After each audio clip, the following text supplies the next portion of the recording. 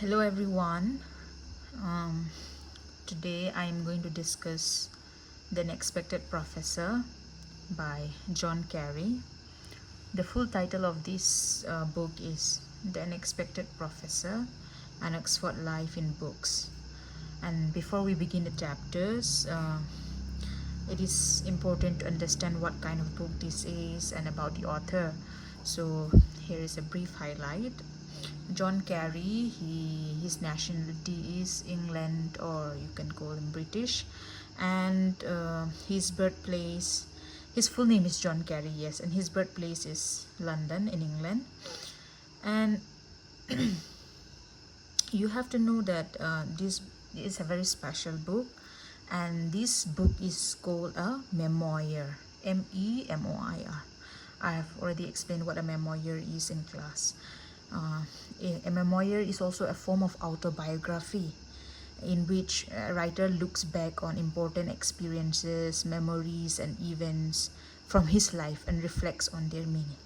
Autobiography is the full life history of a person, right? But a memoir is like a form of autobiography where a writer writes about important experiences, memories, and events and reflects on their meaning. That is why this book is a memoir, because it talks about John Carey's childhood, his memories at certain places, his experiences, meaningful experiences that he has. So you cannot call it an autobiography, but it is a memoir. Okay. Mm, in this book, John Carey does not simply tell us what happened to him, but in this book, he will explain what his, yes, as you can see in this book, he does not he explains how books, education, family, and life experiences influence the person he became. Okay, so he was a famous literary critic and Oxford professor of English. A critique, a critique is, right, someone who evaluates, someone who mm, critiques, someone who analyzes, interpret text, right? That is called a critic. He was a critic as well as an English professor and at Oxford, one of the most prestigious universities in United Kingdom, right? So however, he did not come from a wealthy or privileged background. um, he grew up in an ordinary family um, and experienced many hardships and struggles during his childhood. Okay, so this is why the title of the memoir, The Unexpected Professor, will become so meaningful. Okay, because no one, including Carey himself, would have expected that a boy from a modest background like him can become a distinguished and eminent Oxford professor. Right, so the title also will become very meaningful.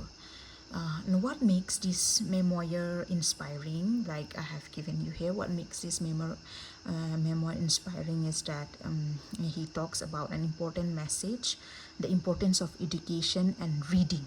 Okay, how education and reading can transform lives, can change lives.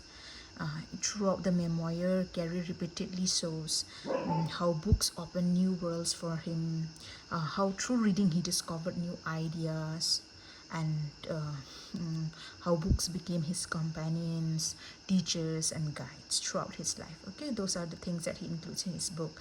And yes, uh, if you see, um, he tells us in the introduction that this memoir can be read in two ways.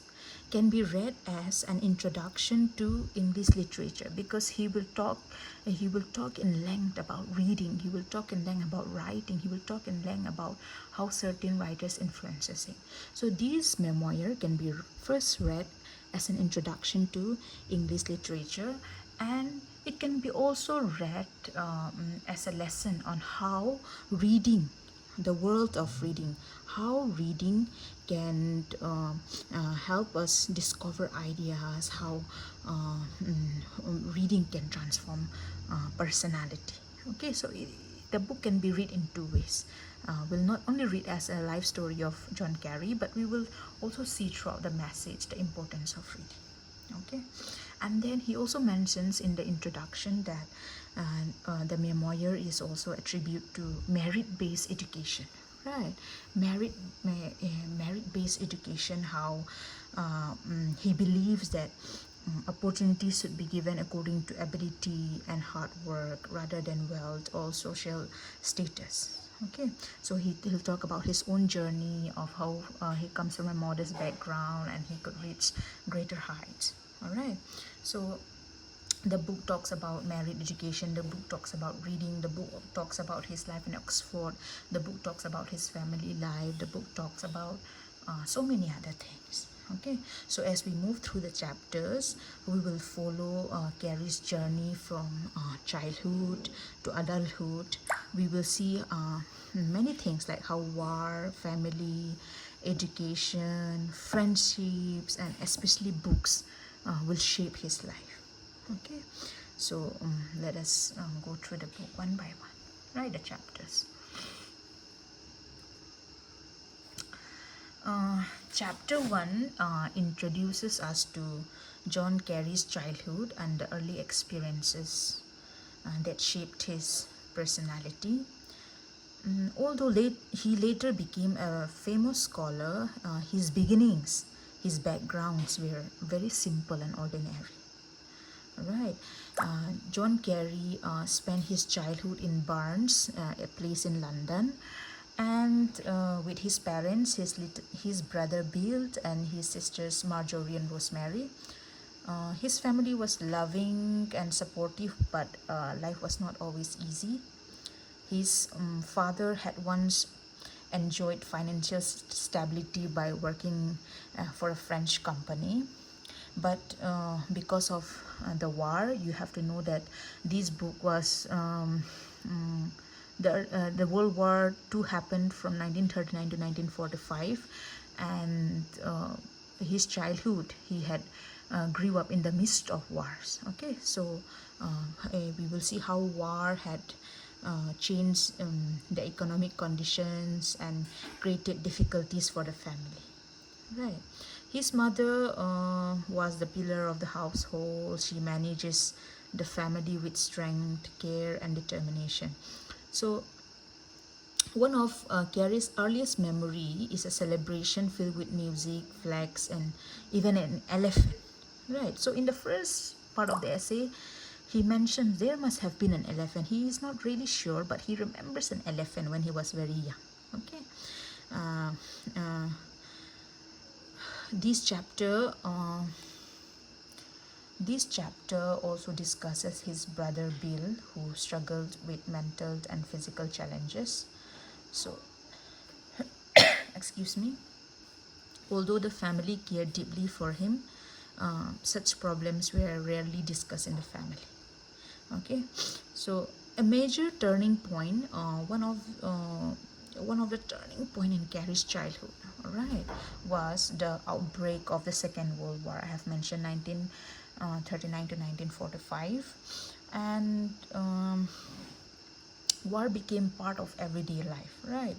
Air raids, sirens, blackouts, bomb shelters, and constant uncertainty affected everyone, including Carrie's family. So we know the how horrific were the world wars, right? In especially World War II, nuclear was already used. There were bombings, technological advancement, weapon advancement, and you can see how horrific the situation was, right?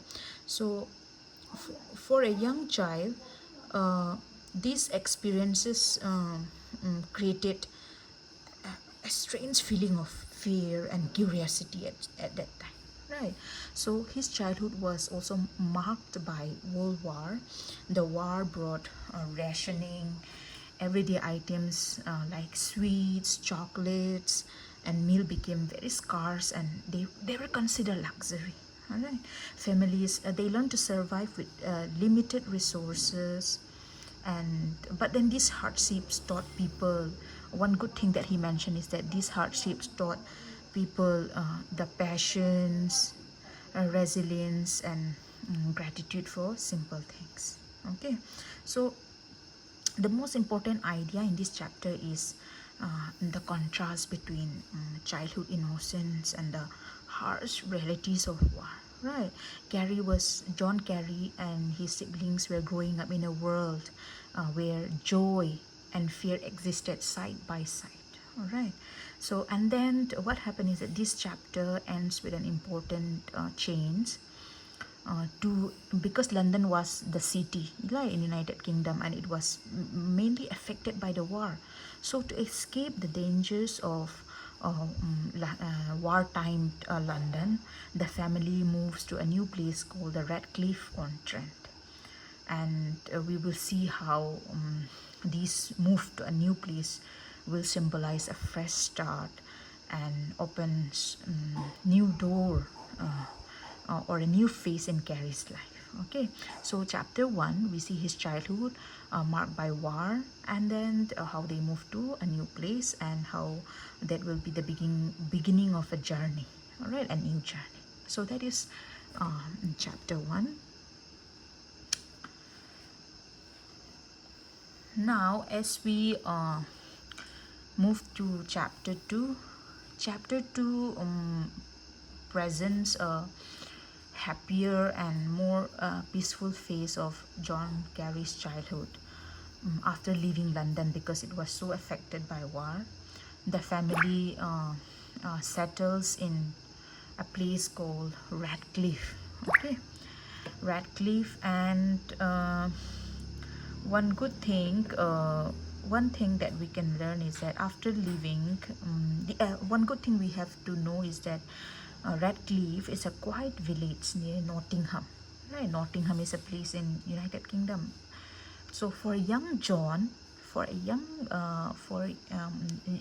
John who was still a child, this place feels very magical compared to the city of London, right? The dangerous environment he left behind. So the first thing that strikes him is the freedom of the countryside. So instead of bomb shelters and air raids, he now finds fields, woods, rivers, and open skies. So nature gradually, eventually becomes an important part of his life and imagination. So what he did is he spent his days exploring the countryside with his sister, climbing cliffs, riding bicycles, and wandering near the river Trent. Right. These experiences are important because they nurture his curiosity and creativity. The natural world eventually became a classroom for him. He learns to live with nature, he embraces nature. And then although life is safer in Radcliffe, the effects of war are still present. So what we can see is that the effects of war are still present, though they move to Radcliffe, but it is not as dangerous as London, but the effects of war is still there. Food rationing continues. Food was still scarce. Families should be very careful with the resources they have, and it is during this time that Carey's parents teach him the values of hard work, responsibility. So through their example, Carey, even as a child, he learns how ordinary people can face difficulties with dignity and resilience. Okay, and then another important aspect of this chapter is that religion plays an important role. So the Carey family regularly attends church, and this John Carey becomes a choir boy. Okay, church life became very important, and he joins the choir. So through hymns, prayers, and Bible stories, he develops an appreciation for language, for rhythm, and storytelling. All right. So without him realizing, he is preparing himself for a future deeply connected with literature without himself realizing, because he loved the songs, he loved the hymnals, he loved the rhythms, right?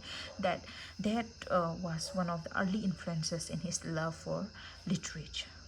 Okay, then uh,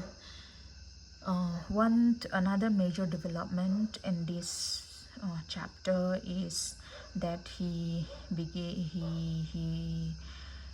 started to love reading. He begins with comics, such as he started reading comics. The comics that was mentioned in the book is, if I'm not mistaken, it's Bino and the Dandy.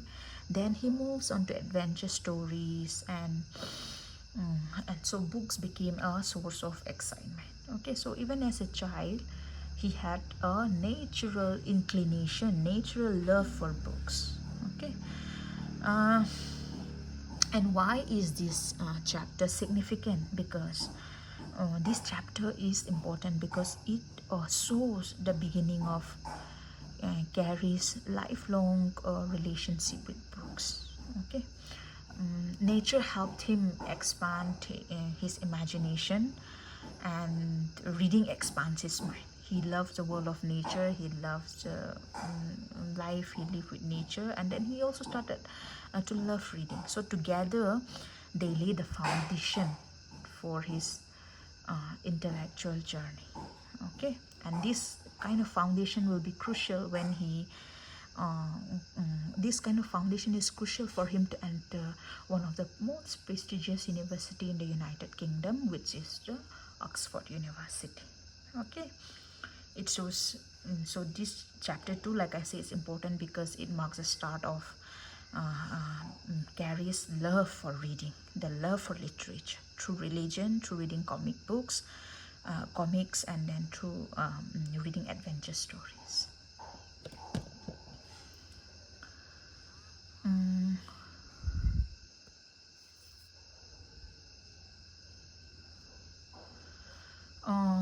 Chapter 3 is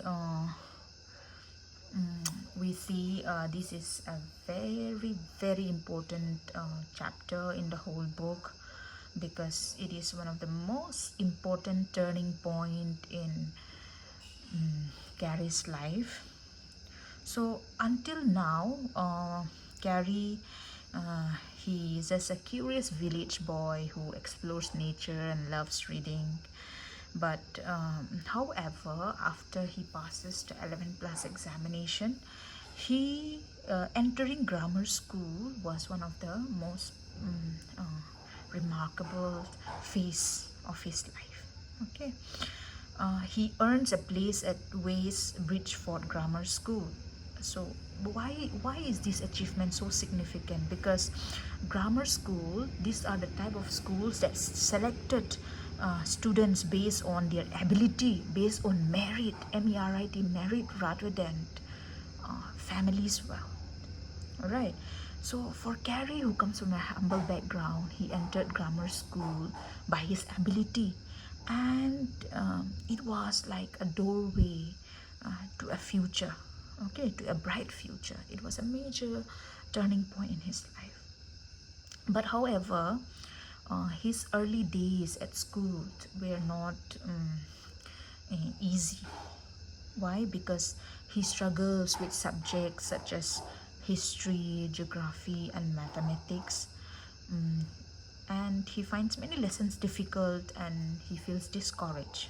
Okay, so at one point he is even placed on a daily report, which means teachers closely monitor his academic performance. Okay, and why is this important? Because these experiences, they remind us that success does not happen instantly. Even brilliant people face difficulties and setbacks in life. Okay, so he feels uncertain and discouraged because he does not really connect with art subjects. But one major change occurs when a thoughtful teacher notices John's interest in reading. Okay, So the teacher gives him a copy of the book called Tarka the Otter by Henry Williamson, right? And we will see how this simple gift will transform his life. So unlike school textbooks, this kind of book, Tarka the Otter, this book talks about imagination and love for nature. He becomes very absorbed and reads it repeatedly. Okay, so from this moment, reading becomes more than a hobby, it became a passion. So what happened is John started reading more widely and seriously, widely, W-I-D-E, widely and seriously. uh, and uh, in this chapter we will see how John Carey's really appreciated this merit-based education which his West Bridgeford Grammar School offers. He in the next chapters, even in the succeeding chapters, he will continuously reflect on how his grammar school had played a significant role in his life. Okay. By the end of the chapter, he started seeing himself differently, and he works hard, he reads more, and he sees himself as someone capable of learning. When he entered with the grammar school, I've told you he was closely monitored, he did not like the subjects, but then when he started reading, imagining, and creating a world of his own, he becomes interested. So the seeds of a future professor are planted here when a teacher gives him a book and the book engrossed him so much, right? So this chapter shows us about how his grammar school is important, and how a good teacher, a good book, and a good educational opportunity can completely change the direction of a person's life. Okay, so that is about chapter 3. Chapter 3 is very important, and we really need to focus on it, right? Grammar school, reading. The first book he received was Tarka the Otter, right?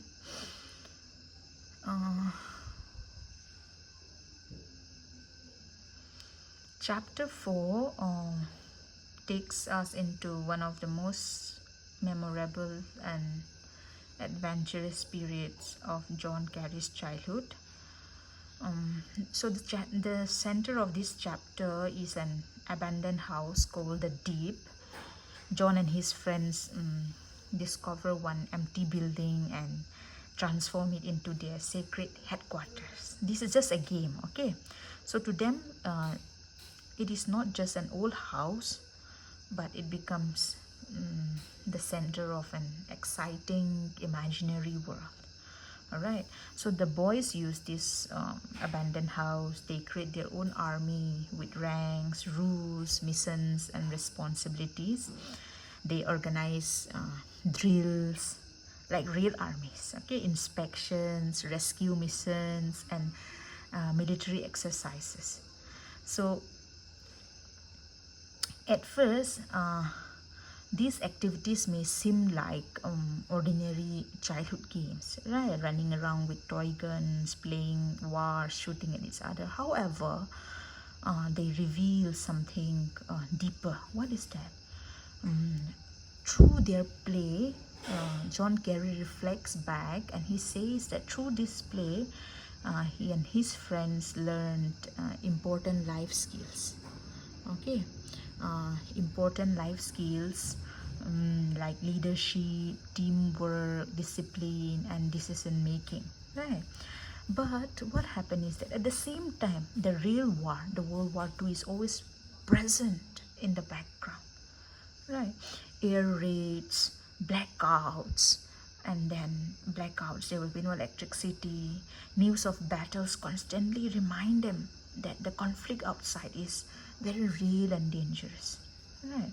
So we see the contrast. right? The contrast between the boy's imaginary military adventures and the harsh realities of actual warfare. Okay, so uh, this chapter highlights the strength of friendship because the boys trust one another completely. Their adventure create memories, right? But as they grow older, schoolwork and other responsibilities gradually replace their games. So the magical world of the deep slowly disappears, but the memories, lessons remain. Right. This chapter, the significance of this chapter is that this chapter reminds us that childhood play is more meaningful, often more meaningful than it appears, right? They're just playing around, but then what happened is that the real war was happening outside. But then through these games, they learn so many meaningful lessons like loyalty, friendship, and what is that? Teamwork, discipline, right? So for Carrie, playing at soldiers, these playing like soldiers was not just entertainment. It was also an important stage in his growth and development because it taught him real values and lessons. All right. Now we come to chapter 5. And chapter 5 marks the beginning of a completely new stage in John Kerry's life. Okay, so he does not mention every stage of his life in detail, but these are the important parts that he picks. All right, so after years of hard work and study, he wins a place to study English literature at Oxford University. So for a boy from a very humble and a modest background, this is an extraordinary achievement, right? So leaving Radcliffe and sorry so leaving Radcliffe and traveling to Oxford is both exciting for him and intimidating, right? Because he's entering a world that feels very different from anything that he has known before.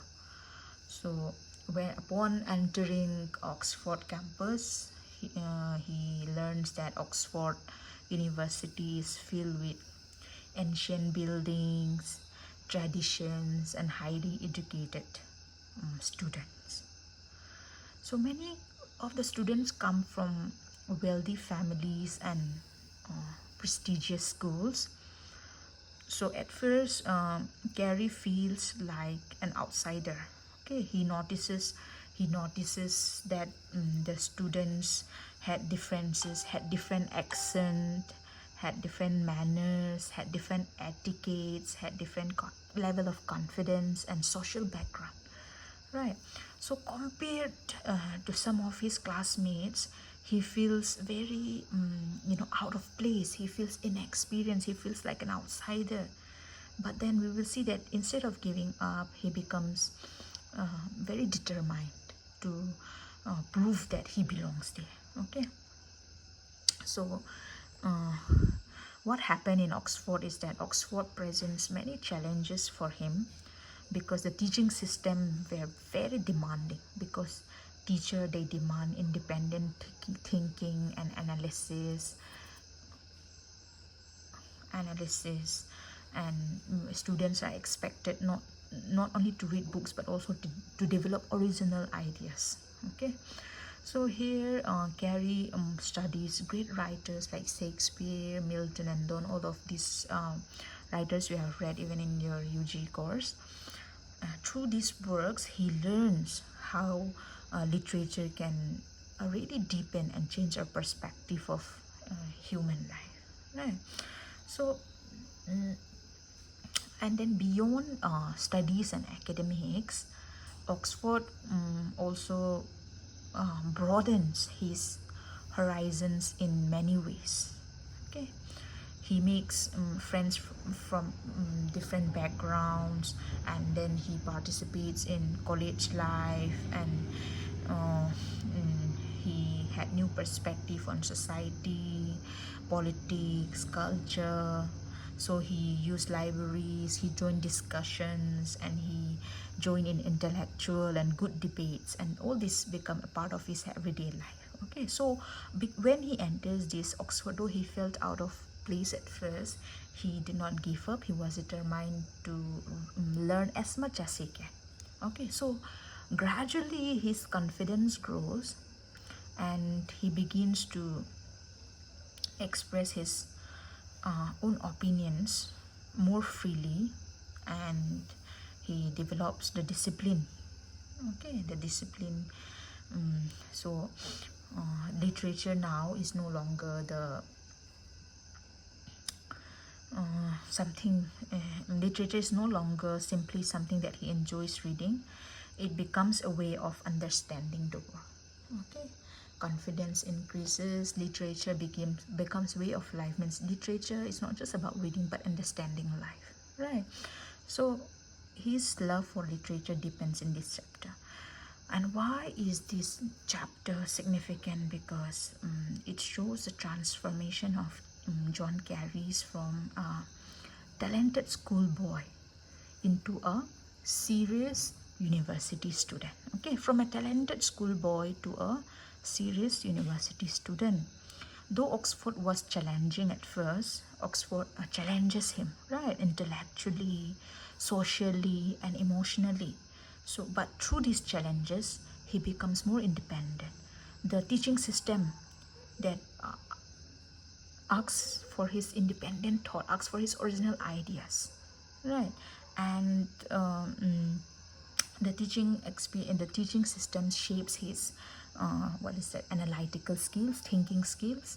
He becomes more independent. He begins to have a perspective on his own, and by the end of the chapter, we will see that, because of his intense love for reading, intense hard work, intense participation, okay, we will see that the future professor he is to become is slowly becoming visible from this chapter. Okay, Oxford, the University of Oxford does not just educate him, just give him education, right? It reshapes his mind and expands his horizons, his thinking skills. Okay, so we see that the journey that began with childhood reading and grammar school opportunities now moves toward a future which is going to be very dedicated to literature, teaching, and scholarship. Okay, so that is what chapter 5 is about, and we shall discuss the remaining chapters in the next video. Know the significance of its chapters. Okay, so thank you.